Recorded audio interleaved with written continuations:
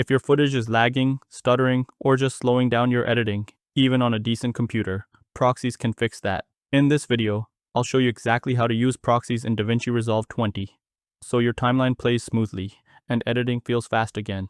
Let's get into it. First, open your project in DaVinci Resolve and go to the media pool.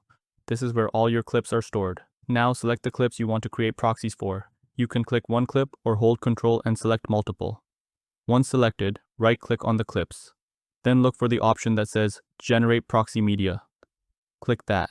DaVinci Resolve will now start creating lower resolution versions of your clips. These are called proxies, and they're much easier for your computer to handle. You'll see a small progress indicator while this happens. Depending on your footage and computer, this might take a few minutes. Now here's the important part. Once the proxies are generated, Resolve will automatically switch to using them during playback. You don't need to manually replace anything. To make sure everything is working, go up to the top menu, click Playback, then hover over Proxy Handling. Make sure it's set to Prefer Proxies. If it's not, click it. This tells Resolve to use the proxy files instead of the original high-resolution clips while you edit. Now go back to your timeline and press play.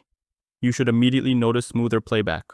Scrubbing will feel faster, and cuts will be more responsive. Here's something a lot of beginners miss. Even though you're editing with proxies, your final export will still use the original full-quality footage, so you don't lose any quality in your final video. A quick tip here: if your footage is extremely high resolution, like 4K or higher, proxies make a huge difference. But if you're already working with low-resolution clips, you might not need them.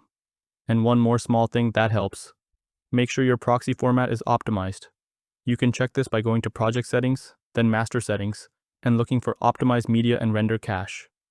Choosing a format like ProRes or DNxHR can improve performance even more.